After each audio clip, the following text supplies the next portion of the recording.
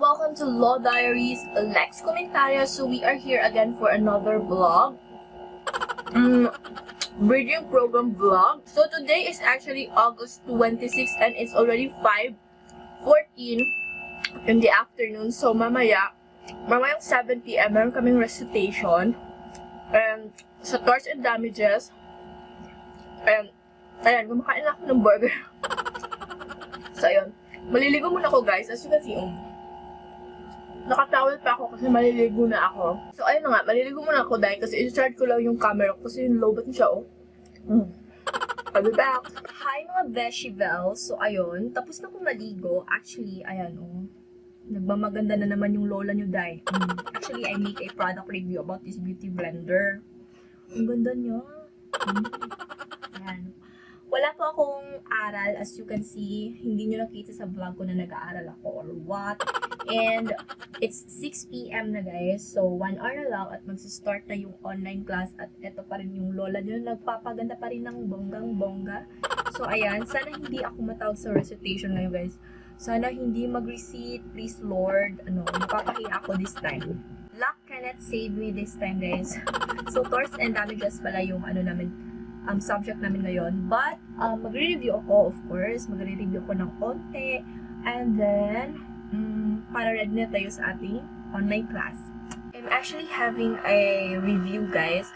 Ang daming link na binigay ni attorney sa sa aming Google Classroom. 1, 2, 3, 4, 5, 6, 7, 8, 9, 10, 11, 12, 13, 14, 15, 16, 17, 18, 19. Parang 21, ayan. Parang 21 siya, guys. Ayan.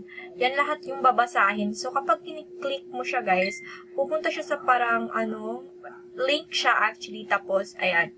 Ayan. I'm reading it right now. So, yung first is, what is the so-called registered owner of the vehicle rule? Ayan. Binabasa ko siya, guys. Madali ang basa lang ito. Kasi, in case matawag tayo, may masasagot tayo. But this one is very familiar kasi parang na-topic na to sa aming transportation law noon. So, ayan. So, hindi ko na siya, parang glimpse lang yung babasahin ko kasi, diba, ito yung mga cramming eme natin, guys. So, I'm just going to read. At saka, lowbat pa yung camera ko, so I need to charge it pa. So, babalitan ko lang kayo kung ano yung nangyari sa aming online class, eme, at kung natawag ba ako sa recitation.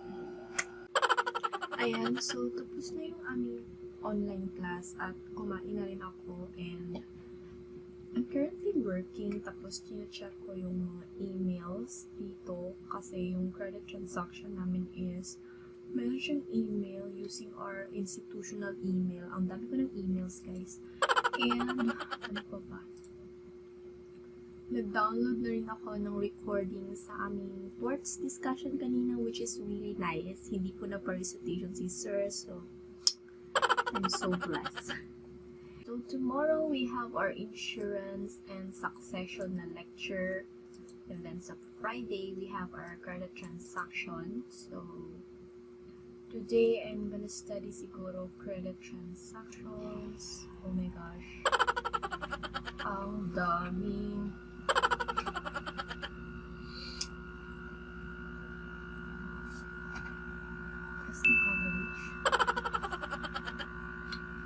So, I'm gonna check this first and have some study and all.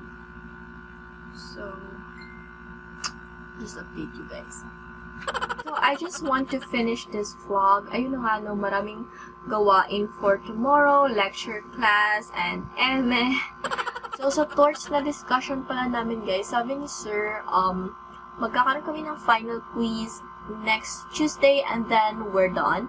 And, ayun na nga, I'm so tired. And then, I'll try to listen itong parang call na itong parang recording na ginawa ng aming teacher sa credit transaction since we're going to have a quiz this Friday. So, ayun, busy-busy yung beauty ng lola nyo, guys.